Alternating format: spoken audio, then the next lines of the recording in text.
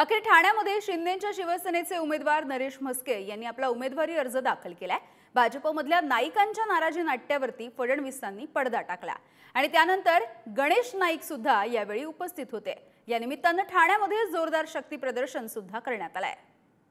नाईकांची नाराजी, समर्थकांचं राजीनामा नाट्य, नरेश म्हस्केंना पाठिंबा, नाईकांची नाराजी दूर, ही दोन दृश्य ठाणे लोकसभा मतदारसंघातील आधीची नाराजी आणि नंतरचं दिलजमाई नाट्य कथन करण्यास पुरेशी आहे। ठाणे लोकसभेची जागा नरेश म्हस्केंच्या रूपानं शिंदेच्या शिवसेनेला सुटल्यानंतर गुरुवारी भाजपच्या गणेश नाईक आणि संजीव नाईक समर्थकांनी राजीनामा सत्र सुरू केलं। अगदी नरेश म्हस्के आणि मुख्यमंत्री शिंदेविरोधात नाईक समर्थकांनी जोरदार घोषणाबाजी सुद्धा केली आहे।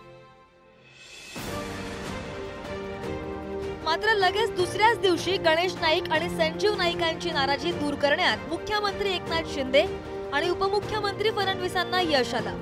अगदी शिंदे फडणवीसांची शिष्टाई फळाला आली आणि गणेश नाईक थेट नरेश म्हस्केंचा उमेदवारी अर्ज भरण्यासाठी त्यांच्या रॅलीमध्ये सहभागीही झाले।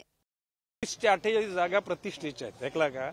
तर ज्या ज्या ठिकाणी कार्यकर्त्याला जबाबदारी, ती कार्यकर्त्याची जबाबदारी पूर्ण करणार आहेत आणि मोदीजींच्या करता सगळे महायुतीचे कार्यकर्ते कामाला लागतील, हा विश्वास आम्ही व्यक्त करतो। चला, तिकीट न दिल्यामुळे नाराजी समोर आली होती। अरे ही ती आली होती, खरं आहे, तुम्ही ते नवी काल बघितलं, परंतु कार्यकर्त्यांना आम्ही सांगितलं की मोदीजींना तिसऱ्यांदा प्राईम मिनिस्टर बनवण्याकरता आपल्याला सर्व गोष्टीला दाबून धरायला लागेल आणि आपल्याला योग्य पद्धतीने काम करायला लागेल। नाईक साहेबांची माझी चर्चा झाली आहे, संजीव नाईकांची चर्चा झाली आहे। कार्यकर्त्यांची नाराजी अनेक वेळा असते, पण आम्ही सगळे मिळून ती नाराजी दूर करू आणि सर्व कार्यकर्ते नव्या मुंबईमध्ये ठाण्याचे जे शिवसेनेचे उमेदवार आहेत त्यांचं काम करतील। एकीकडे गणेश नाईक नाराज असल्याचं म्हणत नरेश म्हस्केंच्या रॅलीमध्ये सहभागी झाले खरे, मात्र नाईक समर्थकांनी या रॅलीकडे पाठ फिरवल्याचं दिसून आलं। या ठिकाणी जो अन्याय झालेला आहे, नाईक परिवार म्हणजे आता नवी मुंबईमधील भारतीय जनता पार्टीचा परिवार असं म्हटलं तरी काही वावगं ठरणार नाही। तर संबंध भारतीय जनता पार्टीमध्ये एकोपा आहे आणि तो एकोपा आम्हाला सगळ्या दृष्टिकोनातून पाहायला भेटला।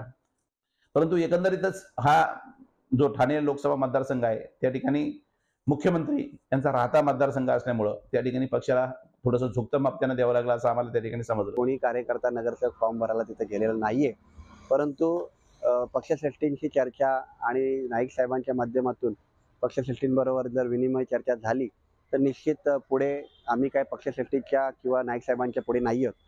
जो आदेश होईल तो निश्चित मानला जाईल। नाईक समर्थक अजूनही नरेश म्हस्केंवर टीका करत असले तरी म्हस्केंनी मात्र या वादावर पडदा टाकण्याचा प्रयत्न केलाय। नाईक कुटुंब नाराज नसून त्यांनी मला पूर्ण पाठिंबा दिलाय आणि त्यामुळे माझा विजय निश्चित असल्याचा विश्वास शिंदेच्या शिवसेनेचे उमेदवार नरेश म्हस्केंनी व्यक्त केलाय। एखादा महायुती आहे, वेगवेगळ्या पक्ष घटक पक्ष त्याच्यामध्ये आहेत, ज्या पक्षाला संधी मिळते त्या पक्षाचे कार्यकर्ते आनंदित असतात आणि ज्याला संधी न मिळत ते निरुत्साही असतात। संजीव नाईकांनी सुद्धा या मतदारसंघामध्ये प्रचंड काम केलेलं आहे, त्यामुळे त्यांचे कार्यकर्ते त्यांचे समर्थक नाराज झालेले आहेत। मी काल स्वतः गणेश नाईक साहेबांना भेटलो, त्यांचा आशीर्वाद घेतला, त्यांनी मला शब्द दिला की हा माझा लहानपणी विद्यार्थी सेनेचं काम करणारा, माझ्याच नेतृत्वाखाली काम करणारा नरेश म्हस्के खासदार होतोय, मी तुझ्या पाठीशी आहे असा मला आशीर्वाद दिलेला। बरं, एकीकडे वरवर तरी नाईक कुटुंबियांची नाराजी दूर करण्यात यश आल्याचं चित्र दिसत असलं तरी दुसरीकडे मीरा भाईंदरचे भाजपचे माजी आमदार नरेंद्र मेहतांनी म्हस्केंविरोधात बंडाचा झेंडा हाती घेण्याचा इशाराच घेतलाय।